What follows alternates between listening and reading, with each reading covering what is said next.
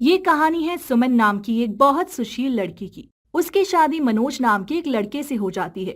मनोज बहुत धनी परिवार से तो नहीं था, लेकिन फिर भी उसका परिवार संपन्न था। एक दिन, सुनिए जी, मैं सोच रही थी कि माँ बाबा से जरा मिल आती हूँ। शादी के बहुत दिन हो गए हैं, उनसे मिलने नहीं गई। हाँ हाँ, क्यों नहीं, चलो मैं अभी गाड़ी मंगवा लेता हूँ।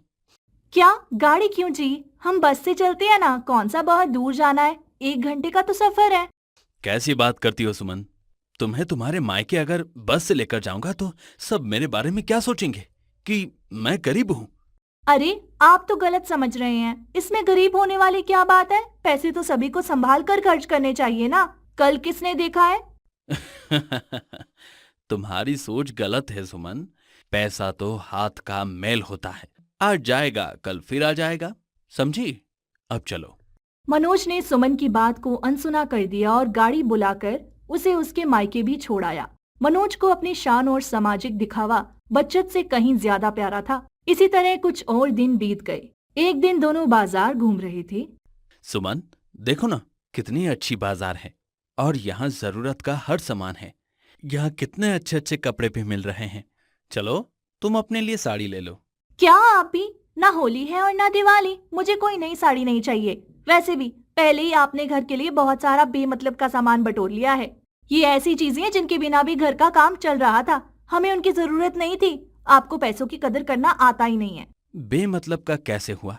हर एक चीज घर में काम ही की तो है। तुम छोटे घर से हो ना, इसलिए हर समय ये बचत करने की बातें करती रहती हो। अरे हमारे इतने खेत हैं, हमें कोई कमी है क्या? तो भला मैं जिंदगी को खुलकर क्यों न जीऊं? आपसे बहस करना बेकार है। जाइए और जो खरीदना है खरीद लीजिए। बस मुझे अब कुछ और नहीं चाहिए, तो आप अकेले ही जाइए।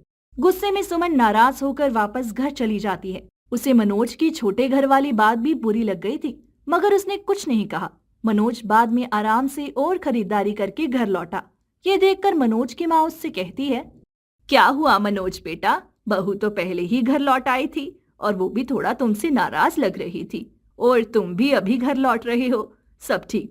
अरे माँ, कुछ भी नहीं। वो सुमन मुझसे यूं ही नाराज हो जाती है।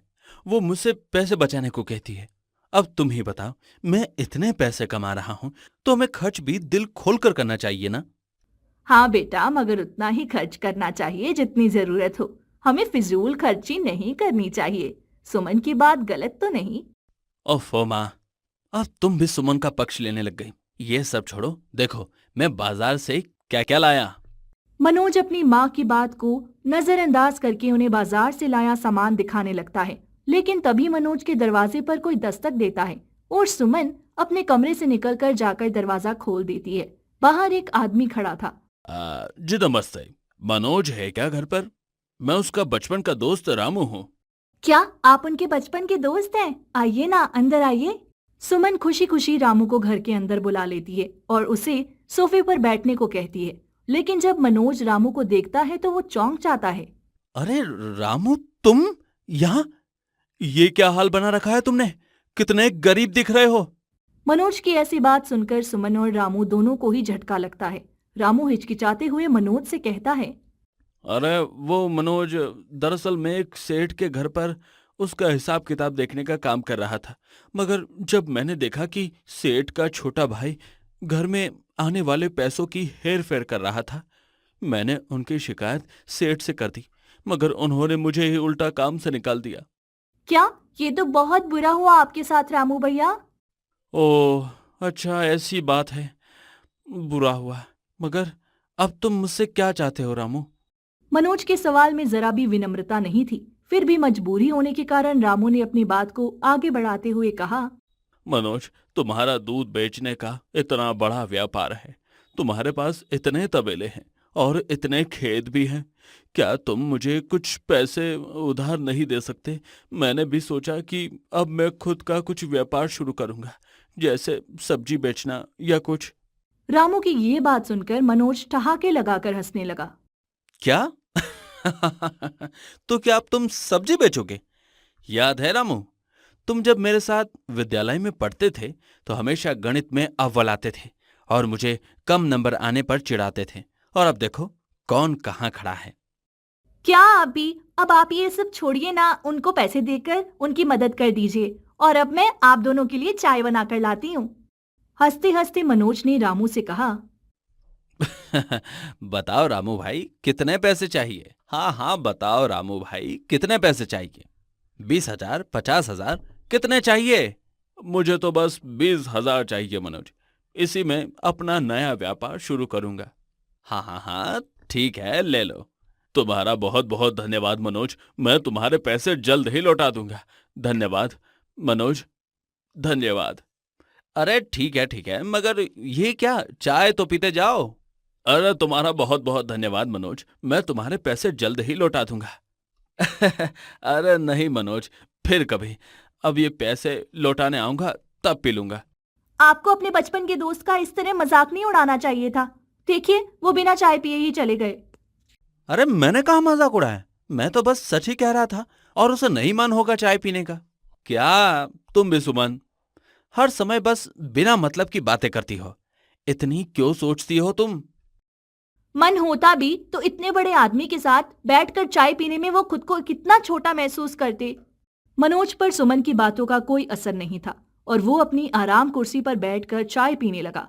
सुमन ने भी हार मान ली और अपने कमरे में काम करने लगा। कुछ दिनों बाद एक दिन मनोज जब अपने पिताजी के साथ तबेले में खड़ा था, तभी देखो मनोज, इस वक्त हमारा दूध का व्यापार अच्छा नहीं चल रहा है। पिछले कुछ समय से सभी गाय और भैंसों में कुछ बीमारियां फैल रही हैं, जिसकी वजह से वो कम दूध दे रही हैं। हाँ, तो क्या हुआ पिताजी? हम लोग उनका अच्छे से अच्छा इलाज करवाएंगे ना, और फिर वो पहले की तरह ज्यादा दूध देने लगेगी। नहीं, मामला गंभीर है। जो हमारे कमाने का जरिया है, वही जानवर बीमार हो रहे हैं। अगर जानवर ठीक से दूध नहीं दे पाए तो फिर हमारा व्यापार बंद हो जाएगा और उनके इलाज के लिए भी बहुत पैसे चाहिए। शहर से दवा मंगवानी पड़ेगी। ये आप क्या कह रहे हैं पिताजी? भला हमें पैसे की कमी कब से हो गई? तुम अगर थोड़ा अपने काम पर ज्यादा ध्यान दोगे तब तो तुम्हें पता चलेगा ना। ये सब अचानक से नहीं हुआ है मनोज। एक तो तुम्हारी फिजूल खर्चों की आदत, जरा कभी ये तबेले और खेती की हालत ठीक से तो देखा करो। तो पिताजी, और हमारे खेत, उनका क्या हुआ? अरे खेती इतनी सरल नहीं होती है मनोज। तुमने कभी खेत जाकर झांक के देखा भी है क्या कि वहां कितना कितना खर्चा होता है और कैसे काम होता है? इस बार खेती भी अच्छी नहीं हुई है। खेत में लगा पैसा वापस निकल जाए, वही बड़ी बात है। मनोज के लिए ये बात किसी झटके से कम नहीं थी। उसने सोचा ही नहीं था कि उसे पैसे की तंगी जैसा भी कुछ सुनने को मिल सकता है। मुंह लटकाए हुए मनोज वापस घर लौट आता है। क्या हुआ जी? आप इतने परेशान क्यों नजर आ रहे हैं? सब ठीक तो है ना? सुमन के पूछने पर मनोज ने उसे सब कुछ बता दिया। सारी व्यथा सुनकर सुमन ने मनोज से कहा, अब जो हुआ सो हुआ। आप एक काम करिए, अब खेतों और तबेलों पर रोज जाइए और थोड़ा ज्यादा ध्यान दीजिए वहां पर। और हाँ, अब आप ये फिजूल खर्ची रोक दीजिए, वरना हमें आगे चलकर बहुत परेशानी झेलनी पड़ सकती है। हाँ, तुम सही कह रही हो सुमन। अब से मैं बिल्कुल फिजूल खर्चे नहीं करूंगा। ये सोचकर मनोज खाने लगता है और फिर सो जाता है। मगर इतने सालों की ये आदत इतनी आसानी से कहाँ जाने वाली थी। अगले दिन सुबह सुबह सुमन मनोज को उठाते हुए कहती है, अरे उठिए, कितनी देर तक सोएंगे? जाना नहीं है क्या तबेले में गायों को देखने? उनके इलाज के लिए बात करनी थी ना। हाँ, और हाँ, उठाता हूँ अभी। तब तक तुम मेरा नाश्ता बना दो। किसी तरह आलस में मनोज उठता है और फिर आराम से बाहर निकलता है। मगर बाहर तेज धूप थी। धूप में तो उसे चक्कर ही आने लगते हैं। नहीं नहीं नहीं, इतनी धूप में मैं तबेले में कैसे जाऊंगा? एक काम करता हूँ, बढ़िया अपनी कार से जाता हूँ, वो भी ऐसी चलाकर। बिना कुछ सोचे समझे मनोज कार से तबेले के बाहर पहुंच जाता है। उसे बिल्कुल भी अंदाजा नहीं था कि उसने फिर से फिजूल खर्ची शुरू कर दी थी। तबेले पर पहुंचकर मनोज वहां काम करने वाले आदमी मीनू से कहता है, क्यों मोनू, वो गायों की बीमारी देखने वाले डॉक्टर शहर से आए या नहीं?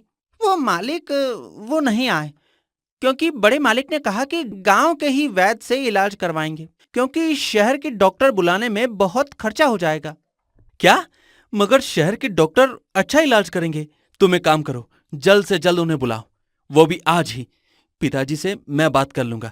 अभी हमारी गाय की सेहत ज्यादा जरूरी है।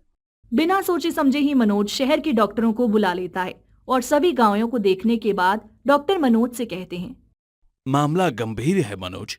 तुम्हें जल्दी से जल्दी अगर इन जानवरों को ठीक करना है तो ये सारा इलाज करवाओ।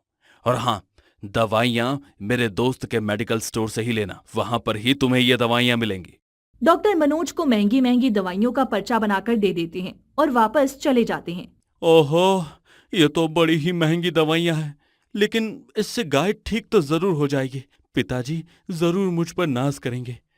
वो तो गांव के बेकार वैद्य का इलाज करवाने जा रहे थे।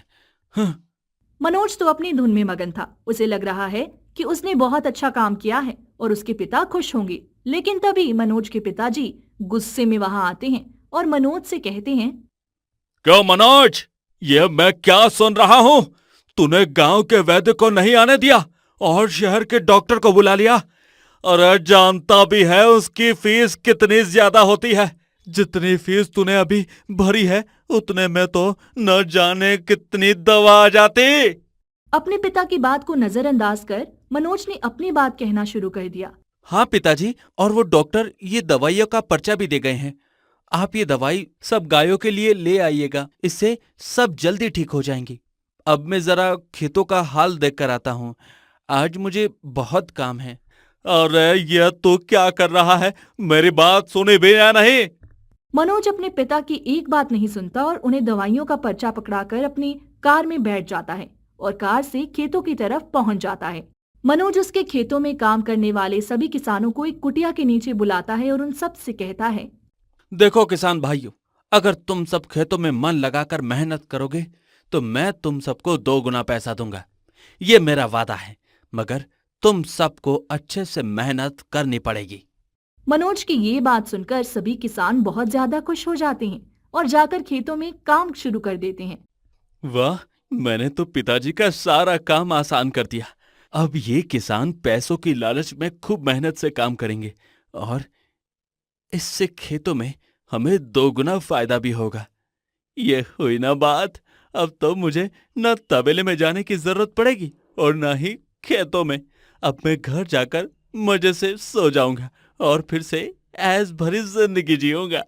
ये सोचकर मनोज अपनी गाड़ी से घर पहुंच जाता है और मजे से सो जाता है। सुमन उसे देखकर खुद से कहती है, ये इतनी जल्दी घर कैसे आ गए और आते ही आराम करने लग गए? ओफो, इनकी लापरवाही का कोई इलाज नहीं है।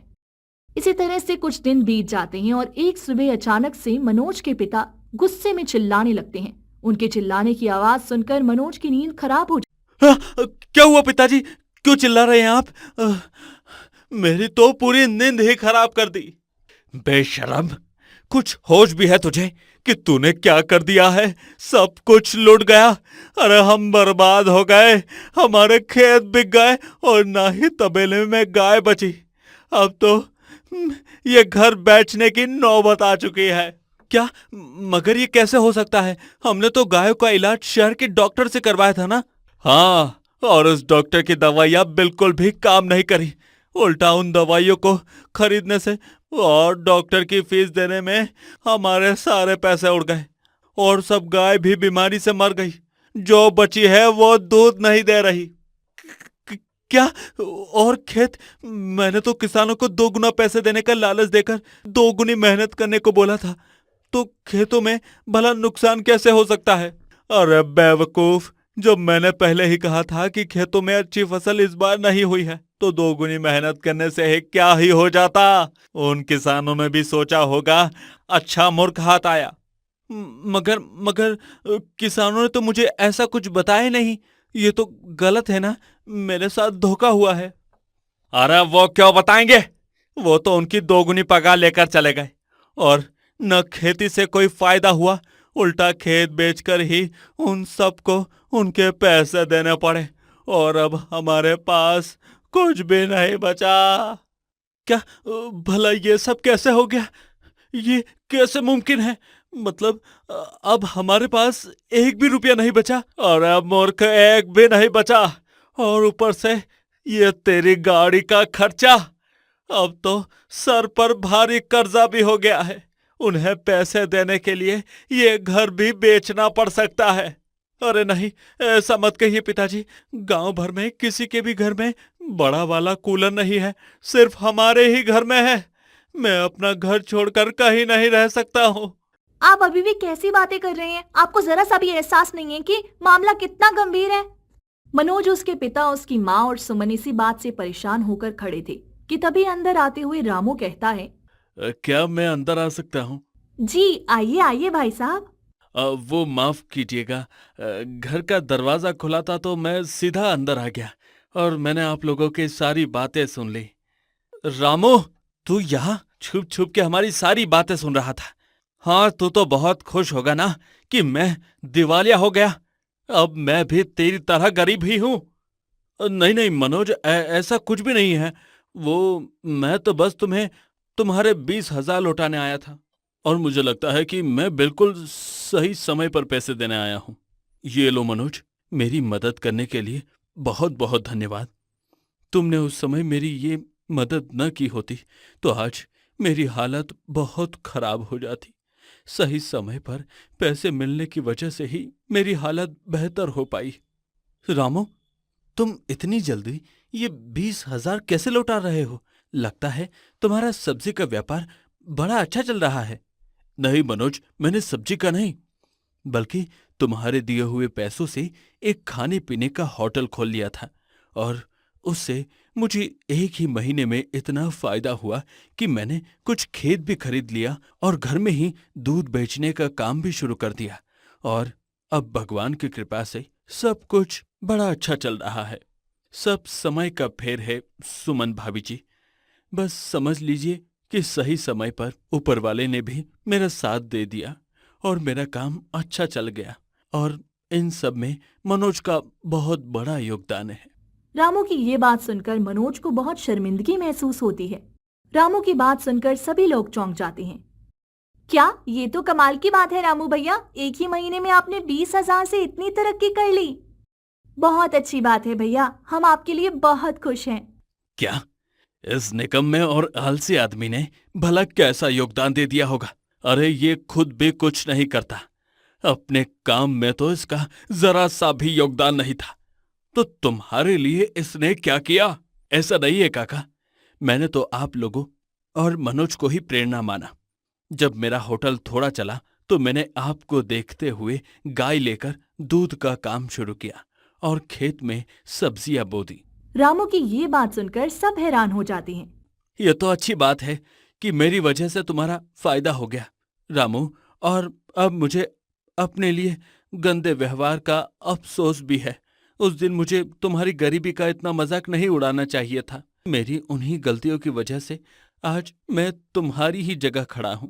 अरे ऐसा मत कहो मनोज, तुम्हें अपनी गलती का एहसास हो गया, यही बहुत है। और उस वक्त तुमने मेरी मदद की थी, इसलिए आज मैं तुम्हारी मदद करूंगा, अगर तुम मुझे इजाजत दो तो। हाँ भैया, बताइए क्या रास्ता है इन सब से बाहर आने का? तुम इतने अच्छे हो रामू, अभी भी तुम कितनी सरलता से मुझसे बात कर रहे हो। तुम मेरी मदद करोगे, ये तो मेरे लिए बहुत सौभाग्य की बात होगी। देखो मनोज, मैंने जो दूध का व्यापार शुरू किया है उसे तुम संभालो, क्योंकि तुम्हें उसका पहले से अनुभव है और उससे जो फायदा होगा हम उसे आधा आधा बांट लेंगे। क्यों, कैसा रहेगा? रामू की ये बात सुनकर सब खुश हो जाते हैं। हाँ रामू मेरे भाई, तुम्हारा बहुत बहुत शुक्रिया, ये अच्छा विचार है और अब से मैं भी खूब मन लगाकर मेहनत करूंगा और इस बार कोई आलस नहीं करूंगा। अरे हाँ हाँ, मुझे तुम पर पूरा भरोसा है।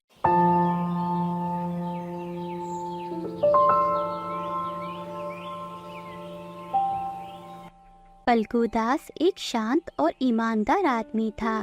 गांव के एक कोने में छोटी सी झोपड़ी में वो अपनी पत्नी गुमती और छोटी बेटी चुटकी के साथ रहता था।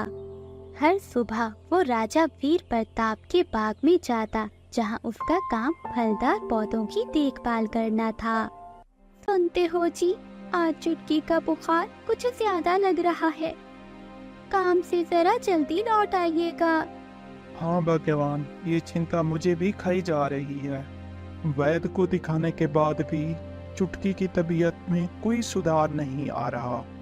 ना जाने मेरी चुटकी को ऐसी कौन सी बीमारी लग गई जो ठीक ही नहीं हो पा रही। अब आप ही कुछ करिए, मैं बहुत परेशान हो गई हूँ। ओहो भाग्यवान, इतनी क्यों चिंतित हो रही हो? ऊपर वाला सब ठीक कर देगा। मैं आज बगीचे से ताज़ा लीमू ले आऊंगा, फिर लीमू का रस निकालकर मेरी चुटकी को पिला देना। देखना मेरी चुटकी की तबीयत में काफी सुधार आएगा। ये कहते हुए फल्गुदास राजा पेड़ के बागीचे की ओर चल पड़ता है। आज वो बहुत उदास था, मन ही मन में बहुत घबराया हुआ भी था। अपनी बेटी चुटकी की इस पुरस्कार बीमारी ने उसे अंदर ही अंदर से तोड़ दिया था। वो अपने ध्यान बागीचे की ओर जा रहा था कि तभी उसे रास्ते में एक आवाज सुनाई देती है, बचाओ बचाओ।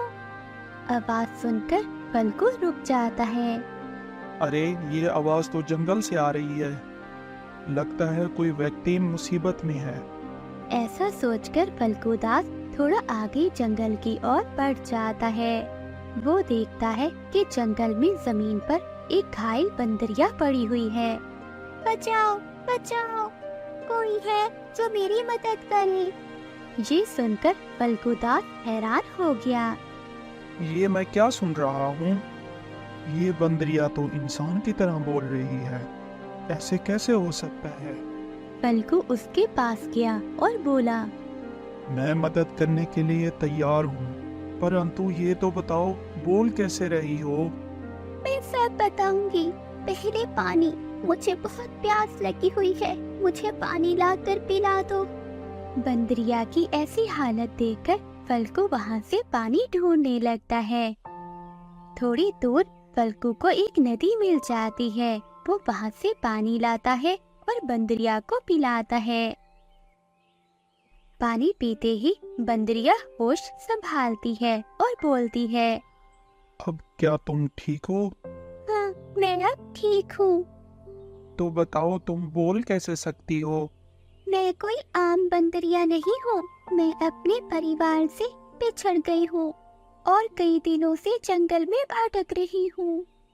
तुम्हारी ये हालत किसने की? एक जंगली जानवर ने मुझ पर हमला कर दिया था, जिस कारण मैं घायल हो गई थी। तब से मैं किसी की मदद का इंतजार कर रही हूँ। तुम्हें देखकर लगता है तुम बहुत खास हो। ये सुनकर बंदरिया मुस्कुराती है और बोलती है, मुझे तुम बहुत अच्छे इंसान लगते हो, मगर ये क्या, तुम्हारे चेहरे पर तो बहुत चिंताओं की लकीरें हैं। फल्गुदास रोने लगता है और वो सारी बात बंदरिया को बता देता है। फल्गुदास, तुम एक अच्छे इंसान हो और दयालु भी। तुमने मेरी मदद की, इसलिए मैं तुम्हें कुछ देना चाहती हूँ, जिससे तुम्हारी मुश्किलें दूर हो जाएंगी। ऐसा कहते हुए बंदरिया एक बीज फल्गु को देती है। ये लो, ये जादुई आम का बीज है। ये कोई आम बीज नहीं, बल्कि एक जादुई बीज है। पूरी मेहनत और लगन से इस बीज की रक्षा करना। जब ये पेड़ बड़ा होगा तो ये हर साल में तुम्हें एक आम देगा। वो आम कोई मामूली आम नहीं होगा, बल्कि इस आम का रस किसी भी बीमार को तंदुरुस्त और मरे हुए को जिंदा कर सकता है। तुम्हारा बहुत धन्यवाद। मैं इसको बगीचे में लगाऊंगा और इसकी रक्षा करूंगा। परंतु तुम इस हालत में कहाँ रहोगी? तुम चिंता नहीं करो, मैं इसी जंगल में रहूंगी।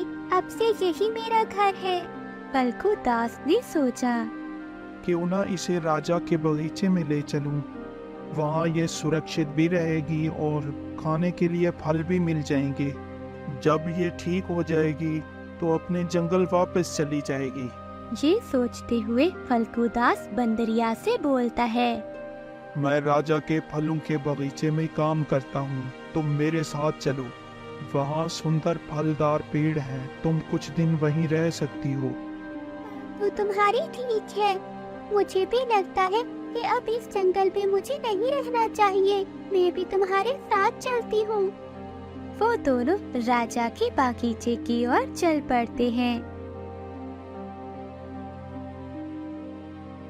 जल्द ही वो बागीचे में पहुंच जाते हैं।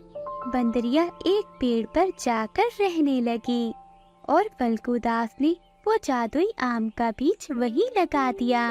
अब वो रोज उस बीज को पानी देने लगता है। वो उस बीज की ऐसी रक्षा कर रहा था जैसे वो एक बच्चे की देखभाल कर रहा हो। वो मन ही मन में सोचता है, मुझे पूरी उम्मीद है एक दिन ये पेड़ जल्दी बड़ा होगा। एक दिन इस पे जादुई आम लगेगा। आम का रस मैं अपनी चुटकी को पिलाऊंगा, मेरी चुटकी ठीक हो जाएगी। लेकिन चुटकी की तबीयत अभी भी खतरनाक थी। फल्गु हर दिन नई उम्मीद के साथ घर लौटकर आता, लेकिन घर लौटकर जब वो अपनी बेटी को देखता तो उसका दिल उदास हो जाता। सेठ लालदास गांव का अमीर और लालची व्यक्ति अपने घर में बैठा हुआ था। तभी सेठ की पत्नी बोलती है, पति जी कितनी बार कहा है कि मेरे निकम्मे भाई को किसी काम पर लगा दो, मगर तुम हो कि मेरी सुनते ही नहीं। अरे भाग्यवान, तुम चिंता क्यों करती हो? मैं देखता हूँ, मैं तुम्हारे निकम्मे भाई को काम पर जरूर लगाऊंगा। पर रूपा, भला तेरे भाई को कौन सा काम आता है? सारा दिन घर पर बैठा रोटियां ही तोड़ता रहता है। अच्छी, मेरे भाई के बारे में ऐसा मत बोलो। सेठ लालदास मन ही मन में सोचता है, इस रूपा के भाई को किसी न किसी काम पर लगाना होगा, वरना ये घर में बैठा बैठा मेरा सारा अनाज खत्म कर।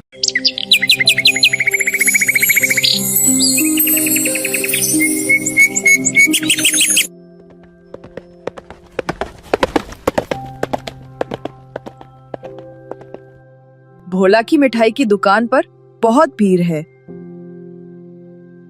क्या यही भोला मिष्ठान भंडार है? जी कहिए, क्या चाहिए? राजमहल में खास मेहमानों के लिए एक बड़े भोज का आयोजन किया गया है। राजा साहब ने सुना है कि इस पूरे राज्य में तुम्हारी बनाई मिठाई सबसे अच्छी होती है। उन्होंने गलत सुना है। सिर्फ इस राज्य में नहीं, आसपास के 10 राज्यों में मेरी मिठाई सबसे अच्छी है। लोग दूर दूर से मेरी मिठाई खाने और खरीदने आते हैं।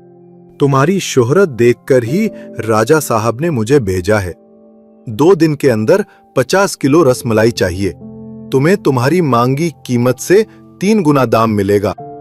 जी बिल्कुल मिल जाएगी। ठीक है, मैं 2 दिन बाद आऊंगा। याद रखना, मिठाई सबसे अच्छी होनी चाहिए।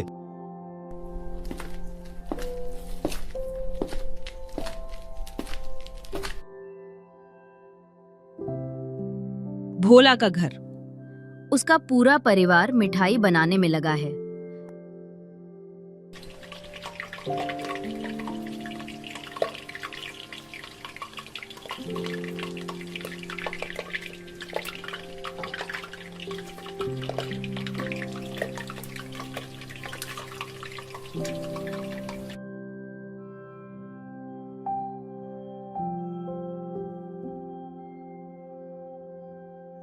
बेटा भोला, समय खत्म हो रहा है। क्या हम समय पर इतनी सारी मिठाई बना पाएंगे? हाँ माँ, तुम सबने मेरी मदद की, इसलिए यह संभव हो पाया, वरना मैं अकेले इतना काम नहीं कर सकता था। ये लो, एक मिठाई खाकर देखो कैसी बनी है। वाह, हमेशा की तरह लाजवाब। तेरे हाथों में तेरे पिता जैसा ही जादू है। पापा, मेरे लिए मिठाई नहीं रखी, मैं भी खाऊंगी। हाँ पापा, मैं भी। मिठाई बनाते बनाते मैं भी थक गया हूँ। चुप रहो तुम दोनों। वैसे ही मिठाई कम पड़ सकती है। हर समय मिठाई मिठाई करते रहते हो। अरे नहीं, मैं अपने बच्चों के लिए मिठाई नहीं रखूंगा। ऐसा हो सकता है क्या? ये लो, मैंने तुम्हारा हिस्सा पहले ही अलग रख दिया था।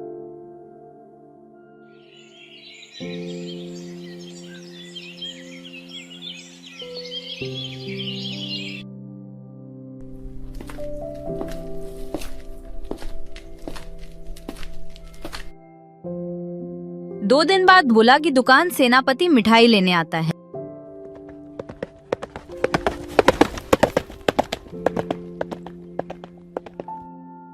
ये लो तुम्हारा इनाम। राजा साहब तुमसे बहुत खुश है, तुम्हें तुरंत राजमहल बुलाया है और साथ में 10 किलो मिठाई लाने को कहा है। जी, अभी चलता हूं।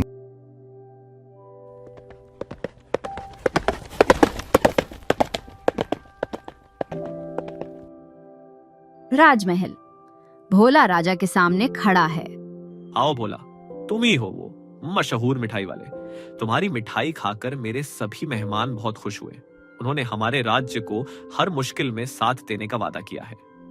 तुम इतनी स्वादिष्ट मिठाई कैसे बनाते हो? महाराज, ये सब आपका आशीर्वाद और प्यार है। हम तुमसे बहुत प्रसन्न हुए। सेनापति, इन्हें मैं इनका इनाम दे दो। राजा के सोने के पलंग को देखकर, महाराज, आपका पलंग बहुत सुंदर है। ऐसा लगता है जैसे ये असली सोने का बना हो। लगता नहीं, ये असली सोने का ही है और ये बहुत आरामदायक भी है। तुम चाहो तो इस पर लेटकर देख सकते हो। नहीं नहीं महाराज, ये मैं कैसे कर सकता हूं? अरे संकोच मत करो, ऐसा मौका बार बार नहीं मिलता।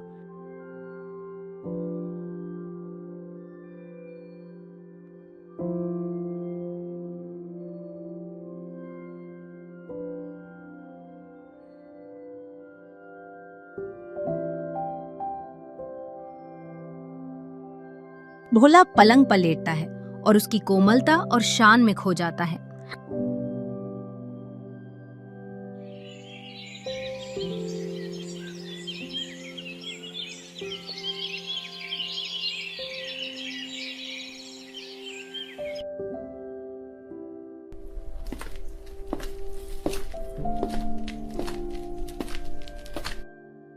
क्या हुआ जी? सारी रात करवटी बदलते रहे, आपको नींद नहीं आई क्या? क्या बताऊं, राजा के सोने के पलंग पर लेटने के बाद अब ये बिस्तर पत्थर जैसा चुभ रहा है। इस पर नींद कैसे आएगी? ये आप कैसी बातें कर रहे हैं? हम गरीब लोग सोने का पलंग कहाँ से लाएंगे? आप आराम से सो जाइए। नहीं, मुझे भी वैसा ही सोने का पलंग चाहिए।